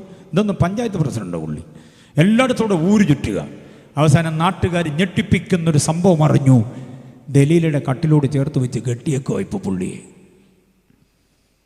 ഫിലിസ്തീന് വരുന്നു എന്ന് കേട്ടപ്പോൾ ചാടി എഴുന്നേക്കാൻ നോക്കി. പഴയ ഭത്സനവും അന്യഭാഷയും പ്രൈസ്തലോടും ഒക്കെ പറഞ്ഞു, ഒരു രക്ഷയില്ല, കെട്ട് മുറുകിക്കൊണ്ടിരിക്കുക. അനങ്ങുന്നതനുസരിച്ച് കെട്ടും മുറുകും. ഇവന്റെ പേരാ ജഡീകൻ. ഇസ്രായേലിലെ കോമളനായിരുന്നു. കൃപ കൊണ്ട് കോമളത്വമുള്ളവൻ, ആരോഗ്യം കൊണ്ട് കോമളത്വമുള്ളവൻ, എല്ലാം കൊണ്ട് കോമളത്വമുള്ളവൻ ഒറ്റ നിമിഷം കൊണ്ട് കോമാളിയായി മാറിപ്പോയി. എത്ര പേർക്ക് മനസ്സിലായി ഞാൻ പറഞ്ഞ കാര്യം? വേദപുസ്തകത്തിലെ ഡിക്ഷണറിയിൽ കോമളത്വത്തിനും കോമാളിത്വം 2 പദങ്ങൾക്ക് തമ്മിൽ വലിയ അകലമില്ലെന്ന് പഠിച്ചോണം. എത്ര പേരുടെ ഹൃദയത്തിലേക്ക് പകരപ്പെടുന്നുണ്ട്? 2025 ആണ്ടിൻ്റെ സകല ദൂഷ്യങ്ങളും വെച്ചവസാനിപ്പിച്ച് ഒരു ശുദ്ധീകരണത്തോടെ വേണം 2026 കയറിപ്പോകാൻ. ആരും അറിഞ്ഞില്ലെന്ന് വിചാരിച്ച് കൊണ്ടു നടക്കുന്ന ചില ദോഷവശങ്ങളുടെ മുഴുവനും കെട്ടുപൊട്ടിച്ച് നമ്മെ എന്തിനോട് ചേർത്ത് ബന്ധിച്ചിരിക്കുന്നുവോ, ആരോട് ചേർത്ത് ബന്ധിച്ചിരിക്കുന്നുവോ ആ കെട്ടുകളെ പൊട്ടിച്ചുകൊണ്ട് കൃപയുടെ സ്വാതന്ത്ര്യം അനുഭവിപ്പാൻ ആഗ്രഹിക്കുന്നവരെ കരമടിച്ച കർത്താവിനെ ഒന്ന് സ്തുതിച്ചാട്ടെ. പിശാചേ, നിന്റെ കൃപ നശിപ്പിച്ച്, നിന്റെ ശുശ്രൂഷ നശിപ്പിച്ച്, നിന്നെ ഒതുക്കി ഒടുക്കി ഉൾവലിയത്തക്ക നിലയിലേക്ക് ശത്രു കൊണ്ടുപോകാൻ ശ്രമിക്കുമ്പോൾ ഇന്ന് രാത്രി പറ, ഞാൻ ജഡിക മനുഷ്യനല്ല, ഞാൻ ആത്മിക മനുഷ്യനാ. പിശാചേ, നിന്റെ കെട്ടുകൾക്ക് എന്നെ ഒതുക്കാൻ കഴിയില്ല എന്ന് ഉറക്കെ പറയാൻ താല്പര്യമുള്ളവർ കർത്താവിനെ മഹത്വപ്പെടുത്തട്ടെ. ഈ കൺവെൻഷൻ ഒരു ശുദ്ധീകരണത്തിന് വേണ്ടിയും കൂടെയാകട്ടെ. 2025 ആണ്ടിലെ കലണ്ടർ മാറ്റുന്നതിന് മുൻപ് പതിവ് പോലെ ഇനിയും ബാക്കിയുള്ള 2-3-5 ദിവസം തരണേ തരണേ തരണേ തരണേ തരണേ എന്നുള്ള പതിവ് പ്രാർത്ഥന പല്ലവി മാറ്റിവെച്ചിട്ട് പകരം പറയണം, കഴുകണമേ കഴുകണമേ കഴുകണമേ കഴുകണമേ. തരണേ തരണേ എന്ന് പറഞ്ഞില്ലെങ്കിലും ആൻറ്റി തരാനുള്ളതൊക്കെ കർത്താവ് തരും. സമ്മതിക്കുന്നുണ്ടോ? ഞാൻ പറഞ്ഞ വാചകം എത്ര പേര് സമ്മതിക്കുന്നുണ്ട്? തരണേ തരണേ എന്ന് പറഞ്ഞില്ലെങ്കിലും തരാനുള്ളതെല്ലാം കർത്താവ്. ഇന്ന് പകൽ എനിക്ക് ശ്വസിക്കാനുള്ള വായു തരണേ എന്ന് പ്രാർത്ഥിച്ച് എത്ര പേരുണ്ട്? രാവിലെ ഉഷകാലം പാടിക്കഴിഞ്ഞിട്ട്, മനമേ പക്ഷിഗണങ്ങൾ ഉണർന്നുള്ള പാട്ട് പാടിക്കഴിഞ്ഞിട്ട് എല്ലാവരും കൂടെ കൂട്ടമായി കൈ കോർത്ത് പിടിച്ച് പ്രാർത്ഥിച്ചോ, ഇന്ന് ഞങ്ങൾക്ക് ശ്വസിക്കാൻ കുമളിയിൽ വായു തരണേ? പ്രാർത്ഥിച്ചില്ല. എന്നിട്ട് ഇത് കയറി ഇറങ്ങുന്നുണ്ടല്ലോ ഇഷ്ടം പോലെ ഉണ്ട്. അപ്പം പ്രാർത്ഥിക്കാത്ത വിഷയങ്ങളിലൂടെ കർത്താവ് എന്തോ ചെയ്യുന്നുണ്ട്? തരുന്നുണ്ട്. സ്തോത്രം. ഇന്ന് കഴിച്ചതെല്ലാം ചോദിച്ചപ്പോൾ കിട്ടിയതാണോ? അല്ല, ചോദിക്കാതെ തന്നെ നമുക്ക് തരുന്നു കർത്താവ്. മനസ്സിലാകുന്നുണ്ടോ? അങ്ങനെയാണെങ്കിൽ തരണേ തരണേ തരണേ എന്നുള്ള പതിവ് പല്ലവിയുടെ പാട്ട് പാടാതെ കഴുകണമേ എന്ന് കണ്ണ് നിറഞ്ഞൊന്ന് പറ. എല്ലാ ദോഷങ്ങളും കഴുകി ഇറങ്ങിയിട്ട് വേണം 2026 കയറാൻ. 2025 അപ്രാകൃത മനുഷ്യനെ കൊണ്ട് നീ അങ്ങ് അടുത്ത വർഷത്തിലേക്ക് കയറരുത്. ഒരു ശുദ്ധീകരിക്കപ്പെട്ട അവസ്ഥയിലേക്ക് കയറാൻ. കുടുംബ ജീവിതത്തിനകത്തൊരു ശുദ്ധീകരണം, വ്യക്തിപരമായ ജീവിതത്തിനകത്തൊരു ശുദ്ധീകരണം, സാമ്പത്തികത്തിനകത്തൊരു ശുദ്ധീകരണം, സഭാ ശുശ്രൂഷയ്ക്കകത്തൊരു ശുദ്ധീകരണം, സഹോദര ബന്ധങ്ങളുടെ ഇടയിൽ ശുദ്ധീകരണം, മാതാപിതാക്കളുമായിട്ടുള്ള ഇടപാടുകൾക്കകത്തൊരു ശുദ്ധീകരണം. യെസ്, അല്ലെങ്കിൽ നമ്മൾ പ്രാകൃത മനുഷ്യനായി പോവും, ജഡീക മനുഷ്യനായി മാറും. ഇങ്ങനെ ഒത്തിരി ഒത്തിരി മനുഷ്യരുണ്ടെന്നേ. ഈ മനുഷ്യരെ എല്ലാം തികഞ്ഞവരാക്കാനാണ് സുവിശേഷം ഞങ്ങൾ പ്രസംഗിക്കുന്നത്. ക്രിസ്തുവിനെ അറിയിക്കുന്നതിൻ്റെ കാരണം ഇതാ, ഈ മനുഷ്യരെ എല്ലാം തികഞ്ഞവരാക്കണം. ഇനി ക്രിസ്തുവിനെ അറിയിക്കുക എന്ന പ്രയോഗവുമായി ബന്ധപ്പെട്ട് ചില കാര്യങ്ങൾ പറഞ്ഞ് എൻ്റെ വാക്കുകൾ അവസാനിപ്പിക്കാം. അവസാനിപ്പിക്കാമെന്ന് പറഞ്ഞപ്പോഴാണ് ചിലരുടെ മുഖം തിളങ്ങിയത്. സ്വന്തം അതിടയ്ക്കിടയ്ക്ക് ഞാനിങ്ങനെ പറയും, അതിലിടക്കാല ആശ്വാസത്തിന് വേണ്ടി പറയുന്ന, അല്ലാതെ അവസാനിപ്പിക്കാനൊന്നുമല്ല. സ്തോത്രം. Praise the lord. സന്തോഷമാണോ? പിന്നെ ഹല്ലേലൂയ. അല്പസമയം കൊണ്ട് ഇവിടെ ഇരിക്കുക. എന്നോട് പറഞ്ഞിട്ടുണ്ട് എത്ര മണിക്ക് നിർത്തണമെന്ന്. രാജൻ പാസ്റ്ററിനോട് പറഞ്ഞു എത്ര മണിക്ക് കൃത്യമായിട്ട് നിർത്തണം. അത് പറഞ്ഞു കഴിഞ്ഞിട്ട് പിന്നെ എൻ്റെ ചെവിയിൽ പറഞ്ഞു അല്പം കൂടെ ആകാമെന്ന്.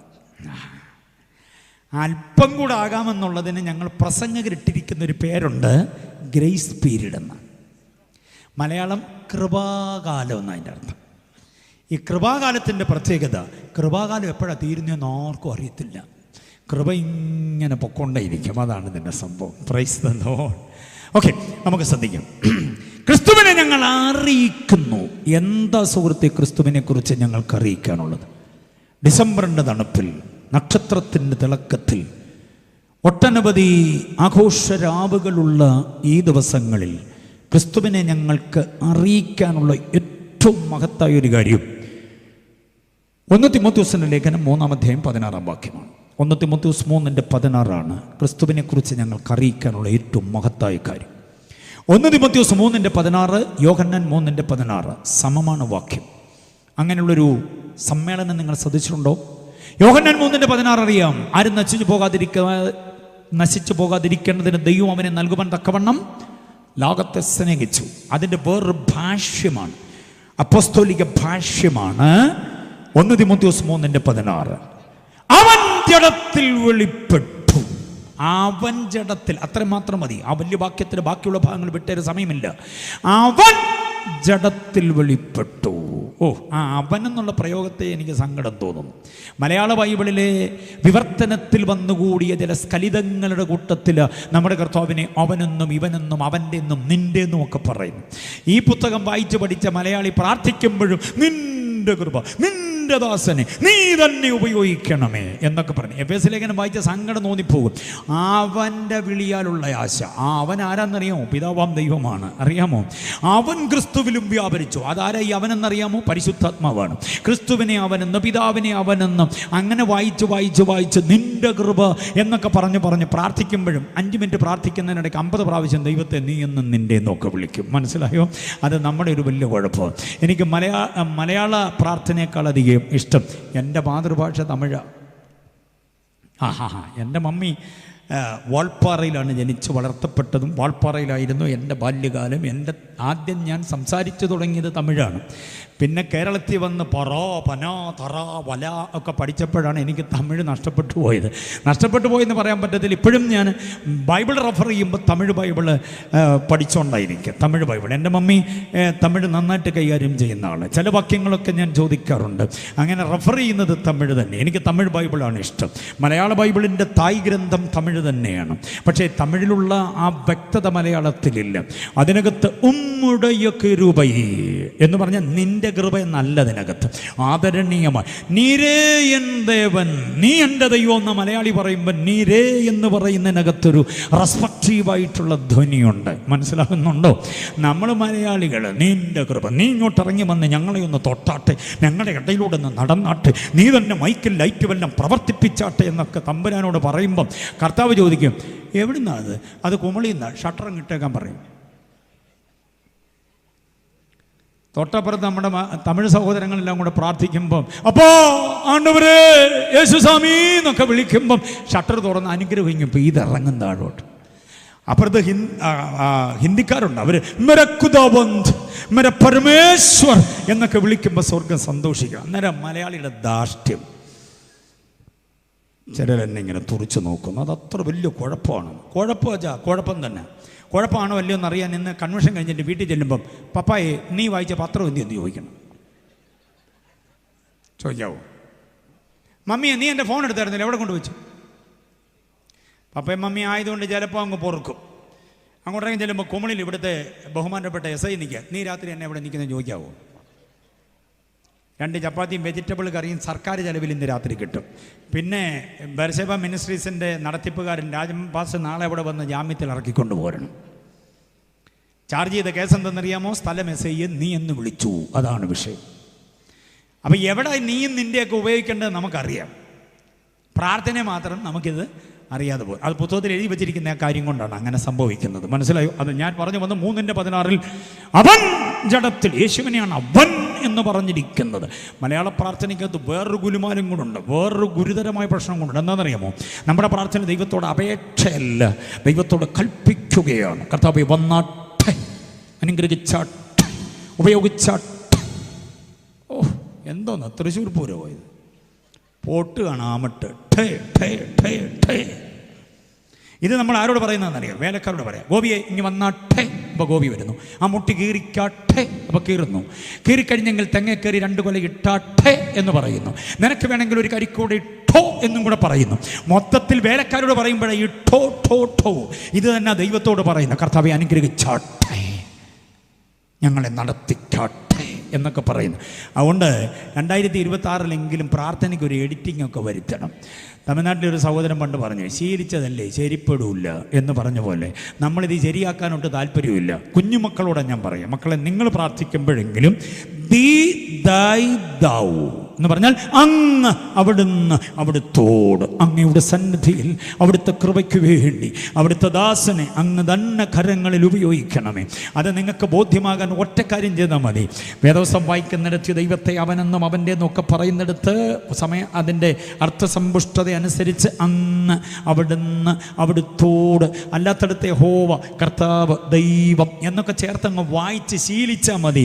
അവനെന്നുള്ളതൊന്നും മിണ്ടരുത്. സ്തോത്രം. വിഷമമൊന്നും ഇല്ലെങ്കിൽ ഒരു സ്തോത്രം പറഞ്ഞാട്ടെ. ഓക്കെ, നമുക്ക് മുമ്പോട്ട് പോകാം. അപ്പം 1 തിമോത്തിയോസ് 3:16 മലയാളത്തിൽ അവൻ എന്ന് പറയുമ്പോൾ ഇംഗ്ലീഷ് ബൈബിൾ ശ്രദ്ധിക്കണം. അവിടെ പറഞ്ഞിരിക്കുന്നത് God manifested in the flush, ദൈവം ജഡത്തിൽ വെളിപ്പെട്ടു. ആ വാക്യത്തിനായിട്ട് സ്തോത്രം ചെയ്യണം.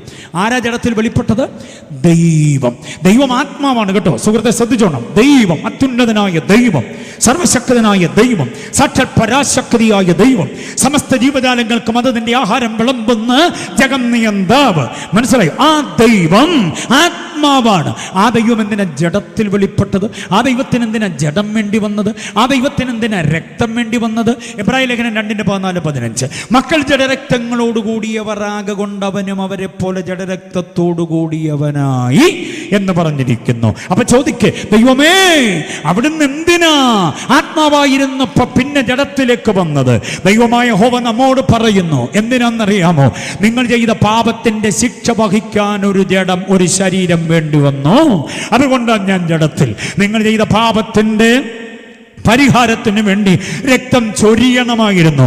അതുകൊണ്ട് ജഡരക്തത്തോടുകൂടെ ദൈവം നമുക്ക് വേണ്ടി വന്നത്.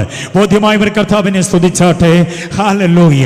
അല്ലാതെ ഇവിടെ ബത്ലഹേമിൽ ജനിച്ച ഒരാളിനെ ദൈവമാക്കി മാറ്റിയതല്ല. ദൈവം തന്നെ ജഡം സ്വീകരിച്ച് വന്നു. സുവിശേഷത്തിന്റെ ഏറ്റവും മഹത്തായ ക്രൈസ്റ്റ് ഈവൻസ് എന്ന് പറയുന്നതിൽ ഏറ്റവും മഹത്തായ പ്രഥമ സംഭവം എന്ന് പറയുന്നത് ദ ഇൻകാർണേഷൻ ഓഫ് ഗോഡ് ആണ്. ദൈവത്തിന്റെ തിരുവവതാരമാണ്. The excellent reason for the incarnation എന്നുള്ളത് സമഗ്രമായി പഠിക്കണം. തിരുവവതാരത്തിന്റെ ആത്യന്തികമായ ഉദ്ദേശം എന്താണ് എന്ന കാര്യം പഠിക്കണം. അതാണ് ഞങ്ങൾക്ക് അറിയിക്കാനായിട്ടുള്ളത്. ഹല്ലേലൂയ. നിങ്ങൾക്കറിയാമോ, ബത്ലഹേമിൽ തുടങ്ങിയ ഒരു ദൈവത്തെ അല്ല നാം ആരാധിക്കുക. ഗോൽഗോഥായിൽ ഒടുങ്ങിയ ഒരു ദൈവത്തെയുമല്ല. എൻ്റെ ദൈവം ബത്ലഹേമിന് മുൻപേ ഉള്ളവനായിരുന്നു. ഗോൽഗോഥായ്ക്ക് ശേഷവും അവൻ ഉള്ളവനാണ്. അങ്ങനെ ഒരു ദൈവത്തെ ബോധ്യമുള്ളവർ കർത്താവിനെ സ്തുതിച്ചാട്ടെ. യേശു എന്ന് പറയുന്നത് ഒരു കുട്ടി ദൈവമല്ല. യേശു മഹാദൈവമാണ്. യേശു സത്യദൈവമാണ്. യേശു സർവത്തിനും മുൻപേ ദൈവമാണ്. യേശു സർവത്തിനും മീതെ ദൈവമാണ്. യേശു സർവശക്തിയുള്ള ദൈവമാണ്. ബത്ലഹേമിൽ അവൻ മനുഷ്യത്വത്തിന്റെ ആരംഭമാണ്. ഗോൽഗോഥായിൽ മനുഷ്യത്വത്തിന്റെ അവസാനമാണ് കാണുന്നത്.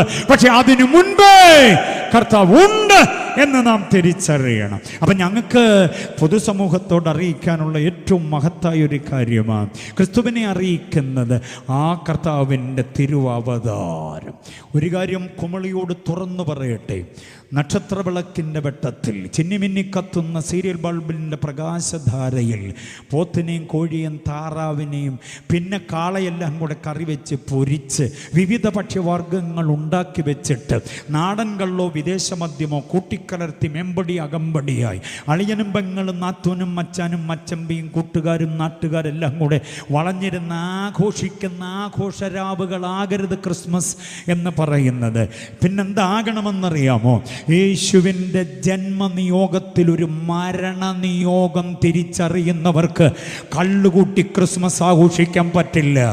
ജന്മനിയോഗത്തിൽ ഒരു മരണനിയോഗമുണ്ട്. എന്താ അതിൻ്റെ തെളിവ്? മത്തായി 1:21-22 വാക്യമാണ്. അവിടെ ഇങ്ങനെ വായിക്കുന്നുണ്ട്. മത്തായി 1:22 ഇങ്ങനൊരു വാക്യം: നീ ശങ്കിക്കണ്ട മറിയെ ചേർത്തുകൊള്ളാൻ, അവളിൽ ഉൽപ്പാദിതമായത് പരിശുദ്ധാത്മാവിനാലാണ്. അവിടെ പറയുന്നു, ജനത്തെ അവരുടെ പാപങ്ങളിൽ നിന്ന് രക്ഷിപ്പാനിരിക്കൊണ്ട് നീ യേശുവെന്ന് പേരിടണം. കണ്ടോ, യേശു ജനിച്ചില്ല. ജനനത്തെക്കുറിച്ചുള്ള അനുഗ്രഹീത പ്രവചനം പറഞ്ഞുകൊണ്ട് നിൽക്കുന്നതേ ഉള്ളൂ. ആ യേശു ജനിച്ചില്ലെന്ന് പറഞ്ഞാൽ ഉദരത്തിൽ ഉദ്ഭൂതമായി എന്നുള്ളത് ശരിയാ. മറി എന്ന അനുസരണമുള്ള വിധേയത്വമുള്ള വിശുദ്ധമായ പുരുഷന്റെ സ്പർശമേറ്റിട്ടില്ലാത്ത, അന്യഥാ പോയിട്ടില്ലാത്ത, ധാർമ്മികതയ്ക്ക് പരിക്കു പറ്റിയിട്ടില്ലാത്ത വിശുദ്ധ ജീവിതം നയിക്കുന്ന, ആദരിക്കപ്പെടേണ്ട, ആരാധിക്കപ്പെടേണ്ടതല്ല, ആദരിക്കപ്പെടേണ്ട ഒരു വ്യക്തിത്വമാണ് മറിയ. മനസ്സിലാകുന്നുണ്ടോ? ആ മറിയയുടെ ഉദരത്തിൽ ഉദ്ഭൂതമായത് ദൈവശക്തിയുടെ വ്യാപാരത്താലാണെന്ന് പറഞ്ഞിട്ട് പറയുകയാണ്. എന്തിനാണ് ജന്മം കൊണ്ടതെന്നറിയാമോ? ജനത്തെ അവരുടെ പാപങ്ങളിൽ നിന്ന് രക്ഷിപ്പാനായിട്ട്. ജനത്തെ പാപങ്ങളിൽ നിന്ന് രക്ഷിക്കണമെങ്കിൽ എന്തോ ചെയ്യണമെന്നറിയാമോ? ഈ ശിശു വളർന്ന വളർന്നു വലുതായിട്ട് ദൈവത്തിന്റെ സമയമെത്തുമ്പോൾ ഗത്സമനയിൽ വീണ് കിടക്കണം. അവിടുന്ന് പിടിച്ചെടുത്ത് എഴുന്നേൽപ്പിച്ച് കൊണ്ടുപോയി വിസ്താര മണ്ഡപങ്ങളിൽ നിർത്തണം. ഒടുവിൽ ഗബഥായിൽ കൊണ്ടുവരണം. ഗബഥ കൽത്തളമ. അവിടെ നിന്ന് 2 നാഴിക ദൂരത്തുള്ളതായ ഗോൽഗോഥായിൽ എത്തിക്കണം. അവിടെ നിന്ന് അവനെ കരിരുമ്പാണി കൊണ്ട് മരക്കുരിശോട് ചേർത്ത് വെച്ചിട്ട് ബന്ധിച്ച് പാറയിൽ വെട്ടിയ കുഴിയിലേക്ക് എടുത്തെറിഞ്ഞിടണം. അസ്ഥിയോടുള്ള ബന്ധം വിട്ടിട്ട് വേദനയുടെ അങ്ങേയറ്റം അനുഭവിച്ചെങ്കിലേ പറ്റുള്ളൂ. അങ്ങനെ ദേഹം കൊണ്ട് യാഗം നടത്തിയാൽ മാത്രമേ ജനത്തിന്റെ പാപത്തിന് പരിഹാരമാകുകയുള്ളൂ. അപ്പോൾ ജന്മനിയോഗത്തിൽ തന്നെ രക്ഷിപ്പാനിരിക്കൊണ്ട് എന്ന കാൽവറിയിലെ പരമയാഗം അത് ഓർത്താൽ എങ്ങനെ കള്ളു കുടിച്ച് കൂത്താടാൻ പറ്റും? ക്രിസ്മസ് രാവുകളിൽ ഒരിക്കലും ആർക്കും പറ്റില്ല. അതുകൊണ്ട് ക്രിസ്തുയേശുവിൻ്റെ ജന്മനിയോഗത്തിൻ്റെ പൊരുളറിയാത്തവർക്ക് മാത്രമേ ക്രിസ്മസ് കൊണ്ടാടാൻ കള്ളു വേണ്ടി വരുന്നുള്ളൂ. ആത്മബോധമുള്ളവൻ ദൈവകൃപയിൽ ആശ്രയിച്ച് ദൈവത്തിൻ്റെ സ്നേഹത്തിൻ്റെ വലിപ്പമോർത്ത് കർത്താവിനെ സ്തുതിക്കുക മാത്രമേ ഉള്ളൂ. ഞാൻ പറഞ്ഞ പൊരുൾ മനസ്സിലായവർ എത്ര പേരുണ്ട്? എല്ലാ പഴയ നിയമ ഭക്തന്മാരും ആടിനെ യാഗമർപ്പിച്ച്, കാളക്കുറ്റനെ യാഗമർപ്പിച്ച്, ചുവന്ന പശുക്കിടാവിനെ യാഗമർപ്പിച്ച്, കുറുമ്പ്രാക്കളെ യാഗമർപ്പിച്ച്, അന്നുണ്ടാക്കേണ്ട ചപ്പാത്തിയുടെ മാവെടുത്ത് അതിനെ ഭോജനയാഗമർപ്പിച്ചൊക്കെ പാപത്തിന് പരിഹാരം വരുത്തുമ്പോൾ യേശു തൻ്റെ ദേഹം കൊണ്ട് യാഗം നടത്തി പാപപരിഹാരം വരുത്തേണ്ടതിനാണ് ബേത്ലഹേമിൽ ജാതമായത്. അതാ ഞാൻ പറഞ്ഞത്, ജന്മനിയോഗത്തിൽ മരണം പരാമർശിക്കപ്പെടുന്നുണ്ട്. അങ്ങനെയുള്ള വിചാരമുള്ള ആർക്കും ഈ ആഘോഷത്തിലേക്ക് പോകാൻ പറ്റില്ല. ചാടിത്തുള്ളി ഡാൻസ് ചെയ്ത് പാട്ടുപാടി എന്തൊക്കെ ഇടപാടുകളെ കാട്ടുന്നെന്നറിയാമോ? സത്യത്തിൽ പഠിച്ചാൽ ക്രിസ്മസിൽ തന്നെ ഒരു ഈസ്റ്ററിൻ്റെ ധ്യാനമുണ്ട്. എത്ര പേർക്ക് മനസ്സിലായി? രണ്ടും രണ്ടായി കള്ള് കൊണ്ട് ആഘോഷിക്കേണ്ടതല്ല. ഈ ക്രിസ്മസിൻ്റെ അന്ന് കള്ളു കുടിച്ച് വഴിയറിയാതെ വീട്ടിലോട്ട് പോകാനുള്ള വഴിയറിയാതെ ആടി നിൽക്കുന്ന പാപ്പച്ചാൻ, തങ്കച്ചാൻ, കറിയാച്ചാൻ, പൊന്നച്ചാനൊക്കെ ഉണ്ട്. നമ്മൾ ചോദിക്കണം, പൊന്നച്ച ക്രിസ്മസ് ആയിട്ട് കുടിക്കാതിരുന്നു കൂടായിരുന്നോ? പൊന്നച്ചാൻ നമ്മളോട് പറയുന്നൊരു തിയോളജി ഉണ്ട്. എന്ന് പറഞ്ഞാൽ എൻ്റെ പാസ്റ്റർ എങ്ങനെ കുടിക്കാതിരിക്കും? അതിനാ ന്യായം.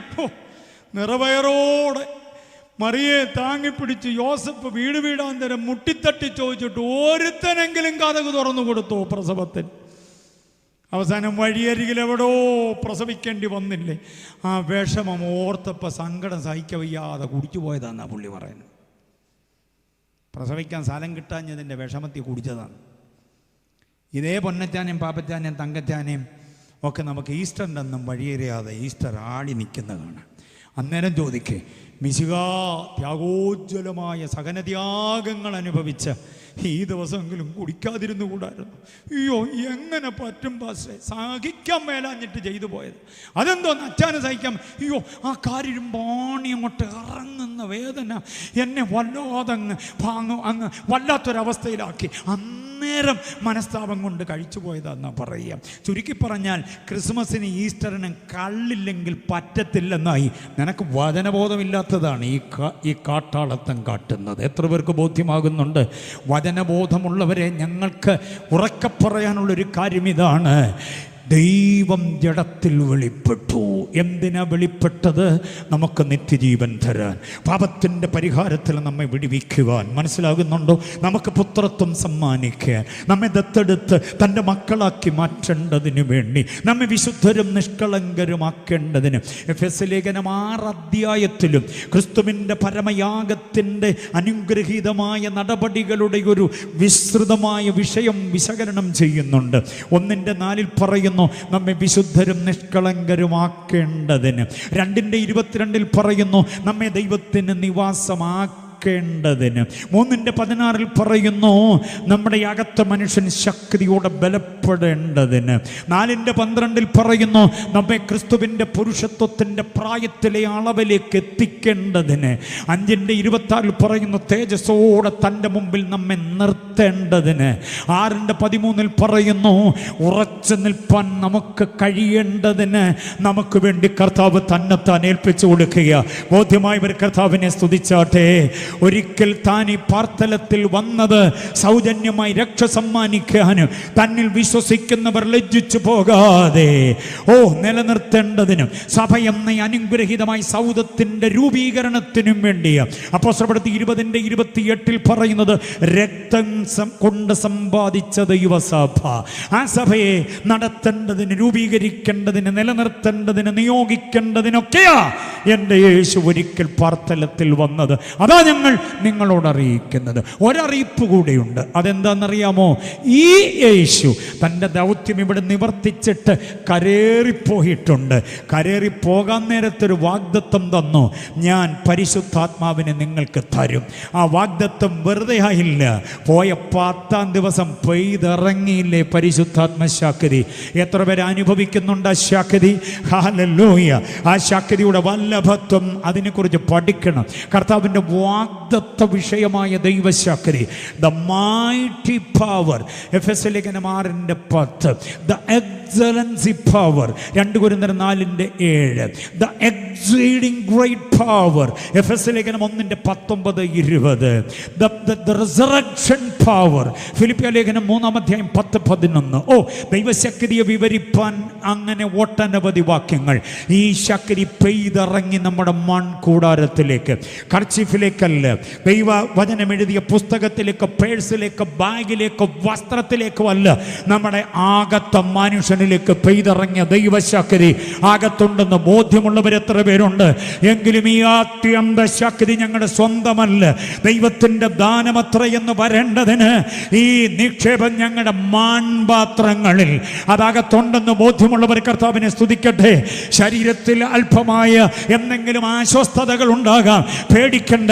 ഈ ശക്തി അകത്ത് വസിപ്പിക്കുവാൻ പറ്റിയ പവിത്രത, അനന്യത, നീതി, വിശുദ്ധി ഒക്കെ സൂക്ഷിക്കാൻ നമുക്ക് പറ്റിയാൽ ഈ ശക്തി നമ്മുടെ അകത്ത് വാസം ചെയ്യും. പാടുന്ന പാട്ടിൻ്റെ ബഹളാത്മകതയ്ക്കും താളാത്മകതയ്ക്കും മേമ്പടിയായി ഉപയോഗിക്കാനും അന്യഭാഷ പറയാനും മാത്രമല്ല ഈ ശക്തി, പിന്നെ നമുക്കെതിരെ ഉയർന്നു വരുന്ന പ്രതിയോഗ ശക്തികളെ, പ്രതികൂല ശക്തികളെ അടക്കം ചെയ്യാൻ, അതിനെ ശാസിക്കാൻ, അതിനോട് ചെറുത്തു നിൽക്കാൻ, പാപത്തിന്റെ നീണ്ട കരങ്ങളെ താട്ടി മാറ്റാൻ, നന്മയെ തടയുന്ന പോരുകളെ ശാസിച്ചമർത്താൻ ഈ ശക്തിയെ പകർന്നിരിക്കുന്നത്. അത് ഏറ്റുകൊള്ളുന്ന ദൈവമക്കൾ കർത്താവിനെ സ്തുതിക്കട്ടെ. അന്യഭാഷ പറയാൻ മാത്രമാണെന്ന് ചിന്തിക്കരുത്. നമുക്ക് നേരെ ഉയർന്നു വരുന്ന പോരുകളുടെ യേശുവിന്റെ നാമത്തിൽ അടങ്ങ് എന്ന് പറയാനുള്ള ഒരാഭിഷേകം പ്രാപിച്ച ഈ 12 കീഴിൽ നിന്ന് പോകാവൂ. 26 തുടങ്ങുന്നതിന് മുമ്പ് ശക്തി ഒന്ന് പുതുക്കി എടുത്തോണം കേട്ടോ. പേടിച്ചു പോകരുത്. മന്ത്രവാദത്തിൻ്റെ, കൂടോത്രത്തിൻ്റെ, ആഭിചാരത്തിൻ്റെ, വെളിച്ചു ചൊല്ലലുകളുടെ, യാഗയോഗങ്ങളുടെ, ക്ഷേത്രങ്ങളിൽ നിന്നോ മറ്റിതര ദേശങ്ങളിൽ നിന്നോ നിന്റെ നേരെ പായിച്ചു വിടുന്ന ദുഷ്ടശക്തിയെ കണ്ട് പാനി പിടിച്ച് വിറച്ചു പോകരുത്. നീക്കപ്പെട യേശുവിൻ്റെ നാമത്തിൽ. എനിക്കുള്ളതിൽ നിനക്ക് അവകാശമില്ല, എൻ്റെ കുഞ്ഞുങ്ങളിൽ നിനക്ക് അവകാശമില്ല. ശുശ്രൂഷയ്ക്ക് വേണ്ടി ഞാൻ പോകുന്ന എൻ്റെ കുഞ്ഞുങ്ങൾ പഠനത്തിന് വേണ്ടി, ഉദ്യോഗത്തിന് വേണ്ടി കയറി സഞ്ചരിക്കുന്ന വാഹനത്തെ തോട്ടുപോകരുതെന്ന് പറയാനുള്ള അധികാരത്തിന്റെ തീവ്രത, അതിനകത്തുള്ള ശക്തി ഇന്ന് രാത്രി ചിലരിലേക്ക് ദൈവാത്മാവ് വ്യാപരിപ്പിക്കുക. ചില ഭയത്തിന്റെ ചിന്തകൾ വിട്ടുമാറുകയാ യേശുവിന്റെ നാമത്തിൽ. ചില കാലപ്പഴക്കമുള്ള പോരുകളും പോരാട്ടങ്ങളും ഈ രാത്രി വിട്ടുമാറുകയാ. ദൈവശക്തിയെ പ്രാപിച്ചെടുത്തോണം. അഭിഷേകത്തിന്റെ ശക്തി. ആ കരങ്ങൾ അടിച്ച് ദൈവത്തെ ശക്തമായി സ്തുതിക്കേ. കൊയർ പാടി നമ്മെ ആരാധനയിലേക്ക് നയിക്കും. പക്ഷെ അതിന് മുൻപ് ശക്തമായി ആ അഭിഷേകത്തിന്റെ നിറവ് സ്റ്റേജിൽ എന്ത് നടക്കുന്നു എന്ന് നോക്കണ്ട. ഇന്ന് രാത്രി ഹൃദയ കണ്ണുകൾ ദൈവത്തെങ്കിലേക്ക് ഉയർത്തിയിട്ട് ശക്തമായി ആരാധിക്ക്. അല്പസമയം മുൻപോട്ട് പോയിട്ടുണ്ട്, സാരമില്ല. ആരാധനയിലൂടെ പ്രാപിച്ചെടുക്കേണ്ട വിടുതലും വിജയവും 2026 കാണിക്കത്തില്ലെന്ന് വാതുകെട്ടിയ പിശാച് ഇന്ന് പാട്ടി ഇറങ്ങുകയാ. മുൻപിൽ നിന്ന് പിൻവാങ്ങുകയാ. തോറ്റു തുന്നം പാടുകയാ. ചില ആപാകന ശക്തികൾ തോറ്റു മാറുകയാണെന്ന്. നിന്റെ തലമുറയുടെ നന്മ കെടുത്തിക്കളയാൻ ശ്രമിക്കുന്നു, നിന്നെ കിടത്തിക്കളയാൻ ശ്രമിക്കുന്ന ചില രോഗബന്ധനങ്ങൾ ഇന്ന് രാത്രി അഴിഞ്ഞു മാറുകയാ.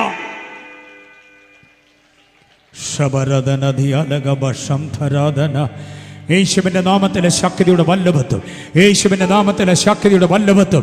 ശാസിക്കാനും ഭത്സിക്കാനും വാടകക്കാരെയും അന്വേഷിച്ച് പോകരുത്. ശാസിക്കാൻ നീ വാടകക്കാരെയും എടുക്കേണ്ട കാര്യമില്ല. നമ്മുടെ മേൽ പകർന്നിട്ടുള്ള ദൈവശക്തി ഉണ്ടല്ലോ. വിശ്വസിക്കുന്നവർക്ക് വേണ്ടി വ്യാപരിക്കുന്ന ദൈവശക്തിയുടെ ആളവറ്റ വലിപ്പം ആഹാബിനെ പിന്നിലാക്കി അവന്റെ രഥത്തിന് മുൻപേ കയറി ഓടാൻ പോകുകയാണ് നീ. ആരുടെയും ഔദാര്യത്തിന്റെ പിന്നിലല്ല, ആരുടെയും ഫ്രീ ലിഫ്റ്റിലല്ല, നീ ആരുടെയും ഔദാര്യ ശമ്പളത്തിലല്ലെന്ന് നിന്നെ മുൻപോട്ട് കയറി ഓടിക്കുന്ന ദൈവശക്തി. ആരുടെയും പ്രീണനം വേണ്ട, ശക്തിയോടെ മുൻപോട്ട് കുതിക്കുന്ന ജീസസ്. ഓൺലൈനിൽ ഞങ്ങൾ ശ്രദ്ധിക്കുന്ന പ്രിയപ്പെട്ടവരെ, ആത്മശക്തി പ്രാപിച്ചു. ശക്തമായി ദൈവാത്മാവ് ഇടപെടുന്നുണ്ട്. ജീവിത പ്രതിസന്ധികളുടെ മീതെ ദൈവത്തിന്റെ കരം ഇറങ്ങാൻ പോകുക, ദൈവശക്തി ഇറങ്ങാൻ പോകുക. നീ വിഷമിച്ച് പ്രാർത്ഥിക്കുന്ന ചില വിഷയങ്ങളുടെ മേൽ ദൈവത്തിന്റെ കൃപയുടെ വ്യാപാരം ഇറങ്ങുകയാ. വീട്ടിനകത്ത് ചിലത് സംഭവിക്കും, വീട്ടിനകത്ത് അസാധാരണമായ ചിലത് സംഭവിക്കും, ശുശ്രൂഷയിൽ അസാധാരണമായ ചില വിടുതലുകൾ സംഭവിക്കും. ഇന്ന് രാത്രി അത് വിശ്വസിക്കുന്നവർ ദൈവസന്നിധിയിൽ ആരാധനയോടെ എഴുന്നേൽക്കുക. ആരാധന മുറിഞ്ഞു പോകരുത്. ആരാധനയോടെ ചാടി എഴുന്നേറ്റ് ദൈവശക്തിയിൽ ഈ പാട്ടിന്റെ വരികൾ ചേർന്ന് പാടി ഒരുമിച്ച് കർത്താവിനെ ആരാധിക്കാം.